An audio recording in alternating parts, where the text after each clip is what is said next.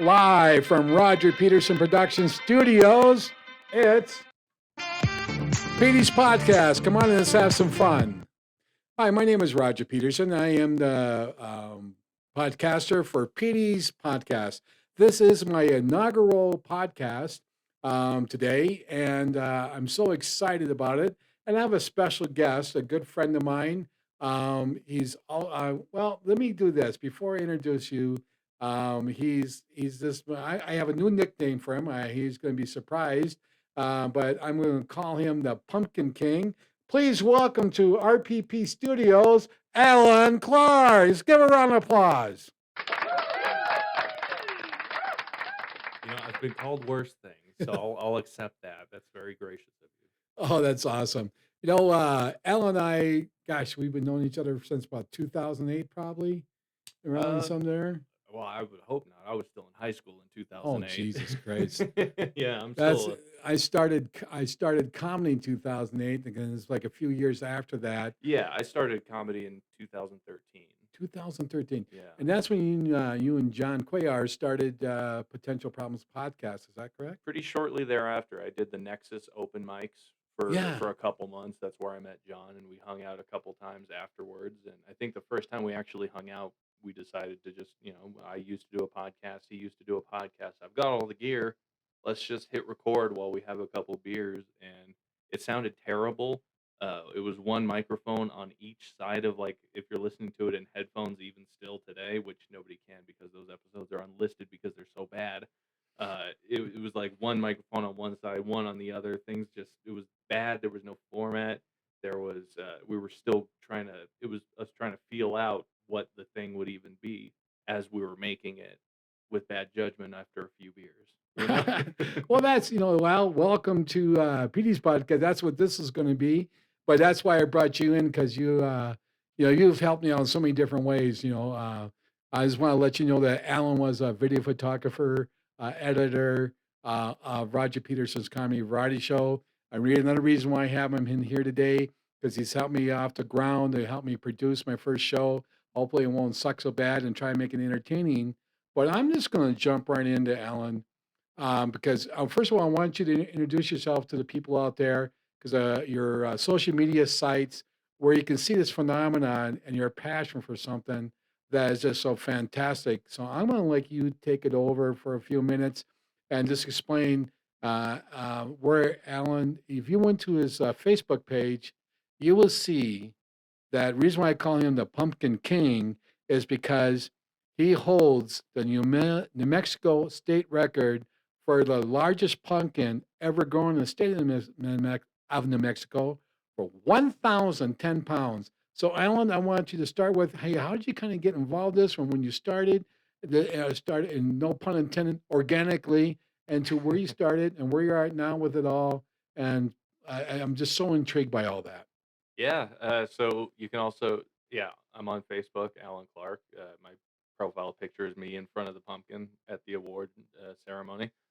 And I also have a YouTube channel, Albuquerque Gardening, where I posted weekly updates all last season through the pumpkin growing, just kind of giving preseason updates. Here's what I'm doing to literally build a brand new garden space because we had moved from one house to another.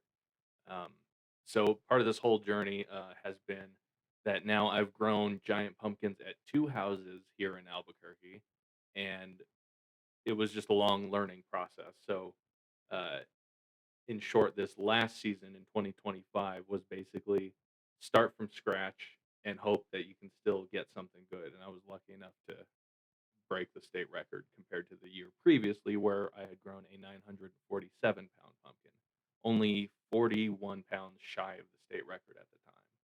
Well, I tell you, when I went and visited you, when we did the promo for the show, and I was It was still April. still April, Yeah.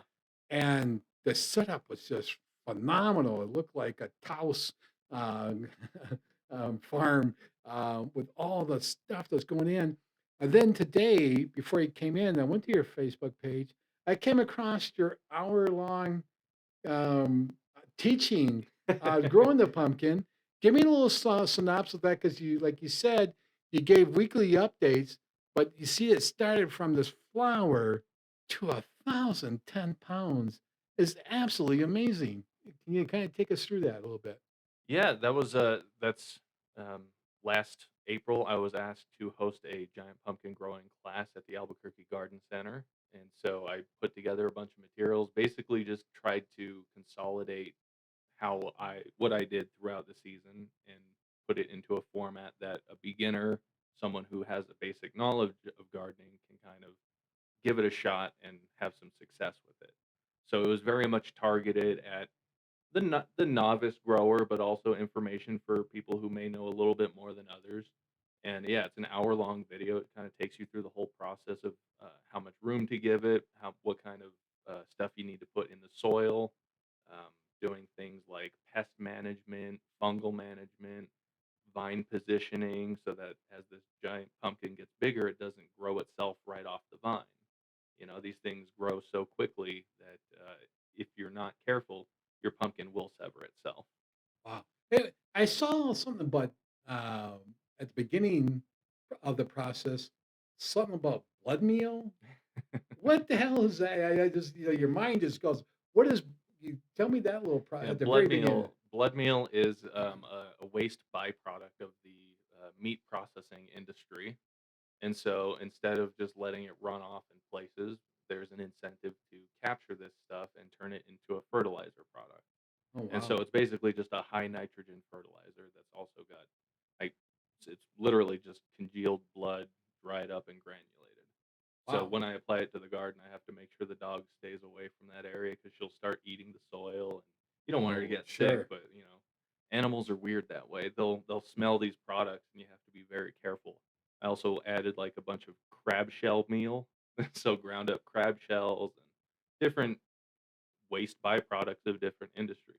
Well, you got, I can go back to my younger days, back when going out to my uncle's farm and working with my grandpa after we pitched pig shit out into the spreader. As it got filled, we'd go out to the we went go out to the field and spread the manure all over the field. So nothing was wasted on the farm, and to find those byproducts. Is it what is that byproduct expensive then, or is it uh, Anything's expensive now, man. yeah, Yeah. Yeah, it's like, a 5-pound bag will be maybe 15 bucks if you yeah. get it at Lowe's, but you can get it, in much bigger quantities depending on where you go for significantly cheaper per ounce. Now, is this do you do this throughout the process, or is this for pretty It's much pretty just much just at the early beginning, spring. early Yeah. spring? So now we're coming up. Now, when are you going to do it again this year? I promised my wife I would give her a little more attention over this growing season because the pumpkin takes so much time and effort on a daily basis. So this year I'm taking it a little more easy. Last year I was able to grow 1,000-pound pumpkin in a 540 square foot patch, just one plant, one pumpkin. And this year I kind of have, along with wanting to just grow more food, because at this previous house we lived at, I had a separate vegetable garden along with the pumpkin patch that I could do. Here, since I had to start over, I had to decide what was important last year and pretty much start this brand new pumpkin patch, amend it heavy, get a lot of good stuff in it, hope for the best. And so with that, this year I want to see how much food production I can get out of that same space versus, just a pumpkin. Sure, So, and and what? if that goes well, I might be able to get 1,000 pounds of food, Yeah, that So seems like a fun little video challenge. and absolutely, because what I was thinking, that fertilizer, that ground's got to be pretty fertile from what you've done the year before. I have weeds growing through the winter right now that are almost knee high. It's Wow, still very wow. fertile soil. So yeah, so that's awesome. And what do you so in this year's gardening, what do you like to grow? What's going to be your go-to this year? Um, so in promising that I wasn't gonna put all my eggs in one basket for a giant pumpkin, I noticed there's no state record for giant watermelon on record. So this plan for all this food, you got to take a different direction. You Hey, know what? watermelon's edible. Well, if it was edible, that's and that'd be a fun thing to the carving contest for that and all the watermelon. So, okay, But so there's have you also a state record for giant tomato set at 4.8 pounds. okay, okay. Um, So I this have a little couple of those passion growing right so now. this passion you have I got competitive, man. You can't let like I've always had the competitive thing in me, but I was never in sports long enough to actually do anything with the competitiveness. Like I would lose interest in things. I have an ADHD type thing where I get very hyper focused on a thing, burn myself out of it, never want to do it again. I don't want sure. that to happen with pumpkins. Right, right. And So it's just so intense. It was basically 4 or 5 years of trying to grow a big one. I think it was 4 years of trying to grow a big one before I actually succeeded. And so now that I've grown 2 big ones, and I made this whole trek up to Denver with it last year for the official contest because there's a whole governing body that determines the rules and the standards for giant pumpkins and other giant vegetables and how to certify them. Because a lot of people in the past have been kind of dirty about it and would tamper with their pumpkins and add weight to them and, are you kidding? yeah, so they have at these competitions, they have no less than like 2 or 3 people looking over each pumpkin, looking for any signs of tampering. If the holes go deeper than an inch and a half, which disqualified, you know, you can have a little bit of rot on your pumpkin. They're not unreasonable people, but if it goes a certain depth into the cavity or is an overall certain size, like if it's cumulative over 3 inches, disqualified. So I there's a whole just governing body, so I had to go up to wow. this way up in Denver because that's the closest one here to Albuquerque, and with my 2024 pumpkin, I took it to the state fair, but I wanted to actually break the record and get it certified, so I had to make the trek all the way up to Denver with another grower. And how did it work out then? And they gave you the certification? Yeah. Yeah, it was a just it Give me a high wasn't five, dude. That's just that is just so what was it? Did you so get any I got 6th place overall in that competition. wow. Yeah, for like this is a regional thing. So people came in from Wyoming, people came in from Utah, So people what all won over it there then? Colorado. What's that? What won it? What The heaviest was 2,170 pounds. It was projected to be 2,405, but there's like weight estimating that goes into it with charts and specific measurements and all this stuff. But these things are usually they can vary by 10 to 15%.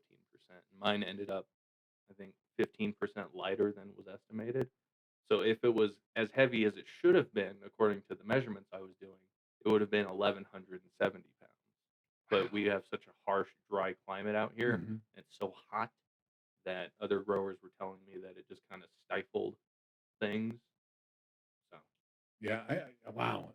So now let's turn to the watermelon. So you're going to do both the watermelon and then tomato? yeah, tomatoes are much easier to grow than a pumpkin. I got tomatoes. I grow tomatoes like like nobody's business, and if I just plant a couple giant tomato plants and see what comes of it. Give them nice soil. Treat them like any other plant you would, because they don't really require all the care that pumpkins do. The pumpkins they spread out. You got to bury the vines so you get more roots. You got to pollinate flowers yourself by getting in there and setting things up and moving things around all the time. Tomato, you just maybe hit it with an electric toothbrush Wow. and keep Wow. some moths away. And how about the watermelon? That one's a little. I have a lot less experience growing any type of watermelon, but I've grown them a handful of times. I know that if you just get them big enough, like grow them significantly indoors before you put them outside, and then make sure you get seeds from a reputable grower who grew another big one. You should be okay. You They're a know, lot easier. They'll have like aphid issues, but what plant doesn't? also, I just want to mention to everybody out there, if you go to Alan's Facebook, he actually is selling his pumpkin seeds from the pumpkin last year. Is that correct? They're also at Jericho Nursery. All So you right. can go buy them at Jericho Nursery for $10. They're a pack of 3 seeds. Pumpkin seeds are expensive. A lot of people, like, for instance, the world record pumpkin seed, 1 seed sells for, and mind you, this pumpkin is like 2,900 pounds almost. 1 seed from this pumpkin will cost like $350. Holy moly! So, in the world of pumpkin growing, these are very sought after things. The heaviest pumpkins people want, it's like a premium price for the seeds. Wow. So, something like mine, I want to be reasonable. You know, 3 seeds, $10. People get into growing them. They get bitten by the pumpkin growing bug, and then they just get into the hobby. That's awesome. That's awesome. Now I want to turn my attention. I just want to ask him some general questions about you. Did you follow Olympics at all this No, winter? not really. But I mean, I've seen who hasn't seen the clip of Lindsey Vonn Right. crashing after rupturing her ACL. You know, Oh, that's just. but I mean, she claims that the ACL had nothing to do with her crash. So who knows? well, that's an amazing story in itself. And today, U.S. women's hockey team was down 1-0 going. It was like about, I want to say, if I'm remotely close to this, they scored a goal that tied a goal like within 3 minutes left of the game. They go into overtime and win the game. So Oh wow, they won the game today in overtime, 2-1. So congratulations to U.S. women's hockey team. And being from Minnesota, it said like eight. hockey's big over there, isn't it? Yeah, very much. In fact, the Winter Olympics, 18% of the participants for U.S. Olympic winter team are from Minnesota. Wow, Yeah, so it's that's a percentage. yeah, that's it's the curling, and even like downhill skiing, they claim The Lindsey Von's. moguls, Uh, the moguls, and all that stuff, or the yeah, people that are like gliding on the air with their skis. it's really bizarre because being from Minnesota, we don't have ski slopes. There's no mountains there. They have the small, but people It's train kind of like hills. kind of like hills. Yeah, it's like no big like Sandia. There's nothing like a Sandia mountain in Minnesota. Yeah. But one thing's really big is cross country skiing, and we had some speed skaters as well. And that's a great. You watch any of that? That is just Yeah, bizarre. man, people going fast on ice scares me. You know, I they remember. have sharp things on their feet. They're going 90 miles an hour on slick ice. I don't like it. Oh man, me neither. Me neither. It Careful is. that the curling team doesn't get in the way. You're gonna have a real That is incident there, right. right? That's really, really, really true. John, not John, Jesus. I think of John Cuellar. Excuse you, John Cuellar. Co-host of Potential Problems podcast. Anyways, Alan, let's go. I just want to get to know my guests a little bit. So, as far as the movie genres go, what's as far as the genres of movies, obviously there's comedy, drama, but tell me what movies are some of your favorite movies throughout your so far in your life? I just really enjoy a sci-fi movie. Uh, I keep going back to Aliens. There's also the genre, the monster clashes. Alien versus Predator. That was one that came out when I was younger, and I really enjoyed that. Um, Predator, the original Predator, is a classic. Hunting down, getting hunted in the jungle while you're hunting other people down and trying to rescue people. It's the whole thing. I love all that Right. action adventure stuff with the sci-fi element. That whole time, the movie's trying to play it very straight. There's something very tangible and real happening, and then you get this out of world element coming in, all laser gunning people and wearing fishnets for some reason. There's lore behind the predator wearing fishnets that it's some kind of like environmental protection or something like that, but it's a BDSM thing he's wearing. that's that's very, very, very cool. So there's I don't know nothing. I'm not up to pulp culture whatsoever. But do you like the Pixar or the Marvel, or do I'm not you big on the comic book stuff. stuff? Are you not? So Yeah, I feel like they just kind of I like the Spider-Man movies, the first couple that came out in the early 2000s. But then I started realizing they're doing that with everything. I just got immediately so burned out. uh, I think the last one I watched before I just was burned by the whole idea was the whichever Captain America movie where it's like his origin story during the war and he's fighting the red faced dude. And after that, I was just kind of like, "Man, they're making too much stuff. I literally cannot keep up. I don't care that they filmed it in downtown Albuquerque. I can't keep up and I don't want to." yeah, I go back even the Batman franchises, all the different guys, because I'm old, and there's so many of those, and nothing can beat the cheesy Saturday The mornings, show. the show. That to The me Adam was West and Burt Ward. God, it was just amazing. You see some of these clips of them, and it's just crazy with Catwoman and the original cast. Even though I will say, Jim Carrey playing Joker and um, um, Riddler. the Riddler. I mean, Yeah, and yeah, and Uma Thurman, and yeah, those ones were there was like different directors between like the first and second, and then the third, right? Like the who made it? It was the Tim Burton Batman, yeah, and then after that, when it was the Riddler and Uma Thurman's character with Bane, it was some other guy who made it. I can't pull the name out of my head so right like now, I but he said, made his I should have and we have these amazing machines that can pull information up, which I'm very horrible at. Jack Nicholson, he what didn't he what character did he Joel play? Schumacher, Joe Schumacher. the Batman and Robin movie. Yeah, those all had very different styles to them, and I feel like that's also something that somebody who's into the character or was grown up uh, on the original series might feel like this is way too different than what I want to watch. This isn't something I can really get behind. Right. Marvel movies or whatever. One thing I did like is Deadpool Yeah, because there's a spoof on them more or less, and the cameos. breaking the fourth wall all the time, Yeah, and the cameos were really, really cool. And so, sports. Do you have a favorite sport you like to watch? I don't know. I there for a while I liked the UFC and the MMA stuff, but yeah, then there's too many fights always happening. You don't know who to Right. keep track of anymore. People retire, people get injured, people disappoint you. John Jones pokes people in the eyes.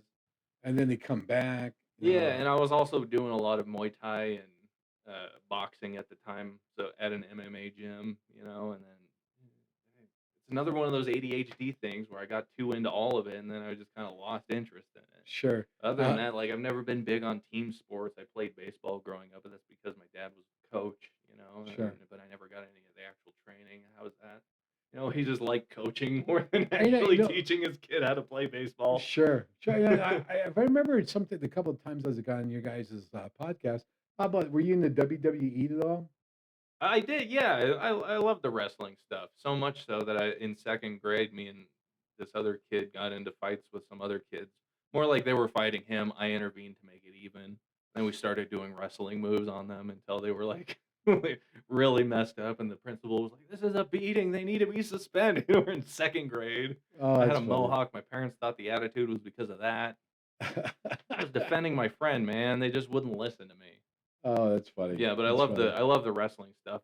Every once in a while, I'll try to get back into it, and I'm somewhat aware of a lot of the characters that are in it now.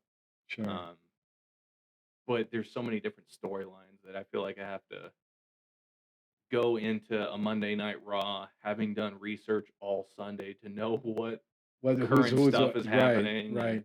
there's I just a lot of lore to look it up. just blows me away how huge, how huge that has gotten from the ground Sports roots. entertainment. It was just, and then, and those people are freaking athletes, man. It's athletic soap dramas. It's yeah, Yeah. it is just bizarre because what they go through. And I know you can jump off a top rope. I don't care. Just go jump off a top rope and see how that feels. I think Stone Cold Steve Austin put a bomb in Vince McMahon's car one time with him in it. He survived. Oh my It's crazy God. what they do. Crazy, crazy, crazy. And then unfortunately, the end for some of them are kind of like the football players, that beating CTE. Yeah, you got CTE.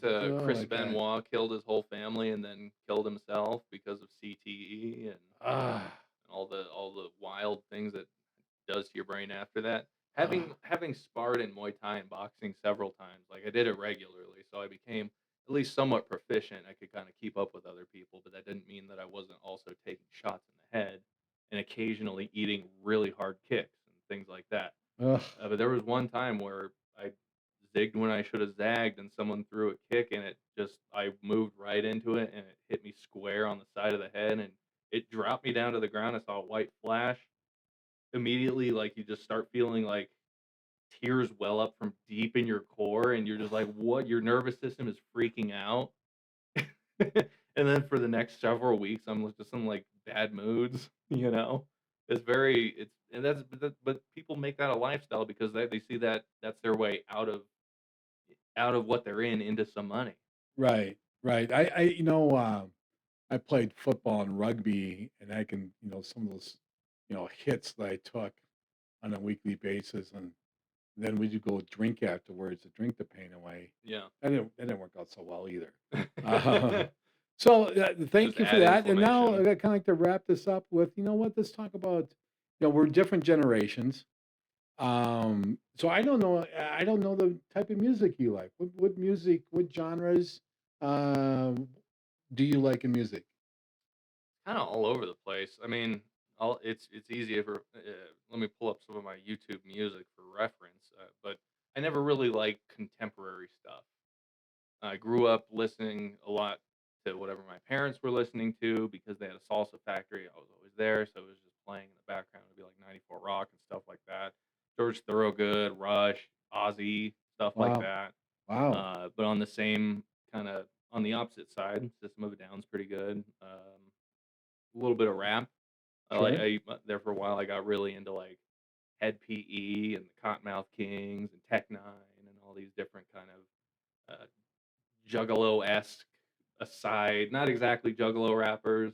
And then I worked at a haunted house for a while and met, like, some cool people who turned out to be juggalos, and then I started listening to ICP regularly, and, but You worked I'm at just a kinda haunted house? yeah, it was one of Oh, my favorite, high school jobs. oh my God, because I listened to this podcast, and it was called Your Stupid Opinions. Mm, And I can't remember the two guys off names off my head. I should be more prepared. But they go around the country. In fact, Albuquerque, like and Las Cruces, had a few restaurants and a park, almost park down off. It was reviewed. And what these guys do is they make fun of the people who write these reviews, and they've done so many weird stuff. These reviews all over the world, and so they'll read these reviews, and um, one of they've had about 3 or 4 different haunted houses for reviews. And you wouldn't believe these reviews that they get in. These people are the general public is so stupid, so yeah. dumb. And it is like they gave a bad review because of the weather. And it's like, or the parking because it was the mud. Well, it was rain. They tell you what's in front of you. So what was your character? Take me through it. If I went to your haunted house back when you're in high school, where was it at? What was the cost and what was just kind of give me So the little it was called Primitive Fear, and it was located at, Coronado Mall, right across from the Fuddruckers. okay. So right Okay. now it's like a Fogo de Chao or something weird Sure, like sure, that, but sure. that location used to be a haunted house, which was, like, mostly kept up with, like, the whole year, and so there was just an empty space most of the year, but, in short, it was $15 admission, $20 to get up in front of people and skip the lines, and it didn't really have much of a story to it, but there was also a location at Winrock Mall by the same owners called 13th Street Manor, and that one had more of a concept and a story behind it. But Primitive Fear was more of just a walk through scare you house. Sure. And so there was like jungle themes, there was imprisonment, there was kind of there was like a log that would come down and swing over your head, the rope bridges and a room with impaled bodies Oh, and a wow. fog room and things like that. Um, but I worked there like I think 3, maybe 4 seasons, and then it closed after the last season that I had worked there. Um, so I got a chance to work in different rooms, and like you were talking about with people leaving bad reviews, you'd be incredibly surprised at some of the behavior of some of the people that pay to go into a haunted house because they would walk through and threaten that like if you scare them, they're gonna punch you, or That's they'll try to scare their friends before you can scare them, or they'll try to laugh at you trying to scare them, and so they try these to are take paying customers. and they're trying to take over the show Yeah, almost. yeah, It's kind of like going to a comedy show and you got a heckler, the people in the audience think they're part of the show. yeah, And so they do that. And I can just definitely see that.